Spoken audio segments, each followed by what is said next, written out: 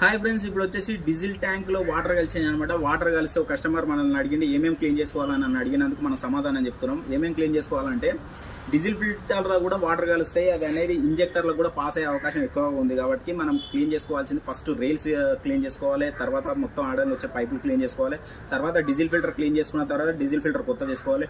ఆడంగా వచ్చే పైపులు మొత్తం వస్తాయి కాబట్టి హెయిర్ కొట్టేసేయాలన్నమాట. తర్వాత డీజిల్ ట్యాంక్ మొత్తం కిందికి దించేసి అందులో ఉన్న డీజిల్ వాటర్ కలిసి మొత్తం తీసేయాలన్నమాట. తీసేసిన తర్వాత ఆ పైపులు కూడా నీట్గా వేసుకోవాలి, నీట్గా కొట్టేసేయాలి. ఎయిర్ కొట్టిన తర్వాత మంచిగా పెట్రోల్ పెట్టి కడిగేసేయాలి. తర్వాత పైపులు ఉన్నాయి కదా అవి కూడా క్లీన్ చేసుకోవాలన్నమాట.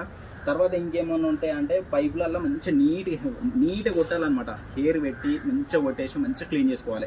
ఇంకొకటి ఏంటంటే హెవీగా నడిచినాకో ఇంజెక్టర్ల మీద ఎఫెక్ట్ పడే అవకాశం ఉంది. కాబట్టి అవి మీకు ఇమ్మీడియట్గా లోపల ఒక సింబల్ వస్తుంది, ఆ సింబల్ కింద చూపిస్తుంది చూడండి. డీజిల్ ఫిల్టర్ సింబల్ వచ్చినప్పుడు ఏం ప్రాబ్లం ఉందని ఇమ్మీడియట్గా మెకానిక్ కనుక్కోండి.